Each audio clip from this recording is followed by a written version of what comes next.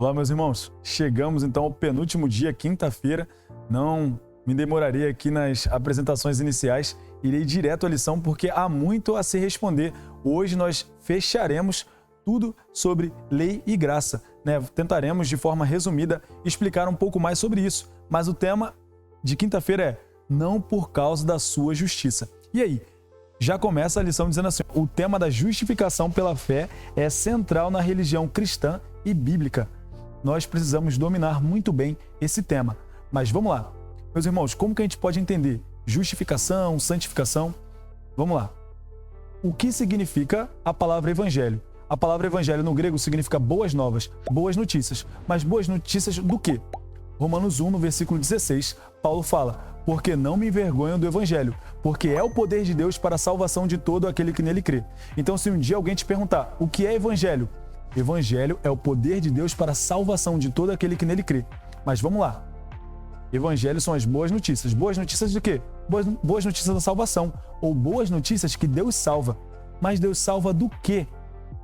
Mateus 1, no versículo 21, é dito: a virgem conceberá e dará à luz um filho, e lhe porás o nome de Jesus, porque ele salvará o seu povo dos pecados deles. Então vamos lá. O evangelho são as boas novas da salvação, ou boas novas que Deus salva. Deus salva do quê? Do pecado. E o pecado, ele traz três coisas. O poder do pecado na minha vida hoje, ou seja, o pecado me dominar. Outra coisa que o pecado traz: a penalidade, a consequência, o salário do pecado, que é a morte eterna. E por último, a presença do pecado. Então o pecado trouxe três ramificações: penalidade, que é a morte, poder na minha vida hoje e presença, porque nós percebemos que o mundo hoje sofre por conta do pecado. E Jesus vem para nos salvar do pecado, que envolve essas três coisas. E como Jesus, quais são os antídotos para resolver essas três coisas? Para Jesus resolver o problema da penalidade do pecado, ele resolve com justificação. E agora a gente vai esclarecer o que é justificação. Justificação é a mesma coisa que perdão, é a mesma coisa que remissão. E o que seria isso? A justificação vem para pecados anteriormente cometidos, porque a minha obediência futura não pode resolver pecados passados. Levi, me explica melhor. Imagina que alguém roubou e ele foi preso e ficou 4 meses preso. Depois de 4 meses, ele vai para uma audiência com o juiz. E aí o juiz, será que ele poderia dizer ao juiz: olha, seu juiz, eu estou há 4 meses sem roubar, acho que o senhor pode me liberar. O senhor pode me absorver. Será que o juiz liberaria ele? De forma alguma, porque uma obediência futura não pode resolver pecados passados. Então, o que é justificação? A justificação é Cristo imputar. O que é imputar? É colocar. É Cristo colocar a obediência dele sobre você. Isso é justificação. Se você nunca desobedeceu, porque agora a justiça de Cristo está em você, você não tem nada, você não tem a penalidade do pecado. Mas qual é a outra coisa? O poder do pecado na minha vida hoje. Eu continuar transgredindo a lei. Isso é o poder do pecado, o domínio do pecado na minha vida hoje. E qual o antídoto que Cristo nos deu para resolver o problema do poder do pecado na minha vida? Santificação. Hebreus 12, 14 é dito: segui a paz com todos e a santificação, sem a qual ninguém verá a Deus. Ou seja, o antídoto para o poder do pecado na minha vida hoje é a santificação. E a presença do pecado? O antídoto, o termo teológico é glorificação. E unicamente glorificação, o pecado será extirpado de toda a terra. Quando nós formos glorificados, assim como Cristo foi, nunca mais o pecado incidirá sobre os nossos corpos, sobre as nossas mentes. E quando o pecado for de vez aniquilado, eu posso dizer na terceira volta de Cristo, uma vez que Cristo já veio, depois ele virá para buscar os seus, voltará ao céu, permanecerá lá por 1000 anos, depois retornará mais uma vez para aniquilar o mal de uma vez por todas. Aí sim, a presença do pecado será erradicada, será para uma vez, para sempre terminada. Então vamos lá. Ellen White, em Mensagem aos Jovens, página 35, diz: a justiça pela qual somos justificados, ou seja, justificação, é imputada. A justiça pela qual somos santificados, ou seja, santificação, é comunicada. A primeira é o nosso título para o céu, a segunda, a nossa adaptação para ele. Meus irmãos, nós não podemos nos ater unicamente à justificação. É o que Cristo faz por mim. Isso é a justificação, é o perdão. Mas e o que Cristo faz em mim? A santificação é o que Cristo faz em mim, ou seja, é tudo Cristo que faz. Eu em Cristo, justificação. Cristo em mim, santificação. Ou seja, A justificação é perdão por pecados anteriormente cometidos. Agora a santificação vem para que eu não cometa mais pecados, para que eu não transgrida a sua lei. Ou seja, a justiça pela qual somos justificados é imputada. Jesus coloca em nós. Imagina, ele implanta um braço. Justificação.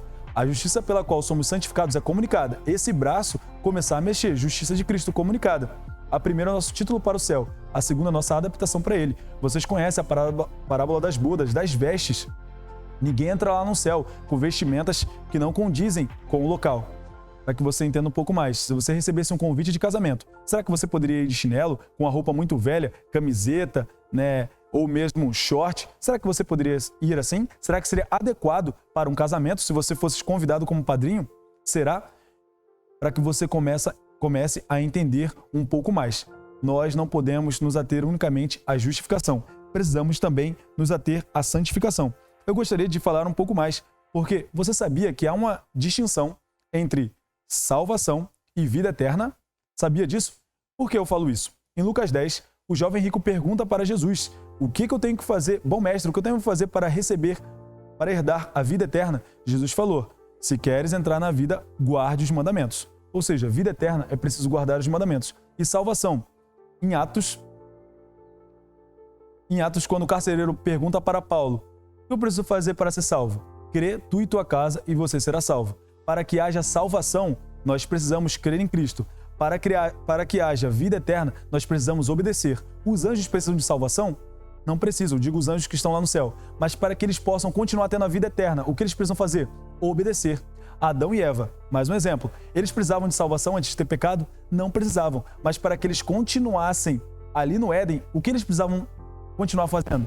Obedecendo. Então, para ter vida eterna, é preciso obediência. Para ter salvação, é preciso crer em Cristo. Então, assim, agora nós já começamos a conciliar um pouco mais Paulo e Tiago, para que você entenda. A salvação é composta por essas três coisas, mas a ênfase aqui está em santificação e justificação. A primeira coisa que acontece é a justificação. Ao mesmo tempo que eu sou justificado, eu já sou santificado, já começo a santificar. Assim como o ladrão na cruz. O ladrão na cruz foi justificado e ao mesmo tempo ele começou a santificar. E o que é a santificação? É quanto mais eu chego próximo do caráter de Cristo. O ladrão na cruz conseguiu santificar muito pouco, porque ele teve pouco tempo. Considerando eu e você teremos muito mais tempo que ele para a nossa santificação, para nos cada vez mais chegarmos próximo ao caráter de Cristo. Ou seja, quando você é justificado, você já começa a santificar. Mas a outra ênfase, o outro pilar da salvação é a santificação. Ou seja, Cristo vivendo em mim. E eu consegui agora demonstrar ao mundo o fruto do Espírito, os 9 gomos do fruto do Espírito de forma genuína, de forma verdadeira. Melhor até dizendo, de forma homogênea. Então, na parte de quinta-feira, que eu acredito que tenha sido a melhor parte para poder falar sobre isso, não se esqueça, a salvação é composta por 3 coisas, mas 2 delas é justificação e santificação.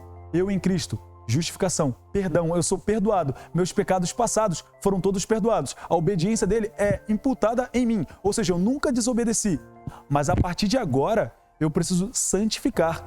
Eu fui declarado justo na justificação. Agora eu preciso me tornar justo. Eu preciso provar que verdadeiramente eu fui perdoado. E eu acabo dizendo isso para vocês. A parábola do homem que tinha uma grande dívida e foi perdoado. E depois não conseguiu perdoar a outra pessoa é uma prova de que ele não aceitou o perdão. E Jesus fala, assim também fará o meu Pai. Se nós fomos justificados por Cristo, agora necessariamente nós demonstraremos que fomos santificados por Cristo, que fomos salvos por Cristo, que fomos perdoados por Cristo, perdoando não somente as outras pessoas, mas também pedindo perdão pelos nossos pecados. Esse tema de justificação pela fé, justiça, e justificação pela fé é algo muito abrangente, mas nós precisamos nos ater às minúcias, porque é importantíssimo. Eu acabo agora com isso. João 8, quando Jesus diz para a mulher, eu também não te condeno, vá e não peques mais, é o resumo da salvação. Eu também não te condeno, justificação, vá e não peques mais, santificação. Que você possa ter um pouco mais disso em em sua mente, e ao mesmo tempo começar a pesquisar um pouco mais, para que verdadeiramente consigamos compreender, ainda que de forma limitada, toda a amplitude, né, do que significa Jesus ter vindo aqui e morrido por mim e por você. Que Deus o abençoe e esteja conosco amanhã, sexta-feira, para o nosso último encontro. Até mais. Fiquem com Deus.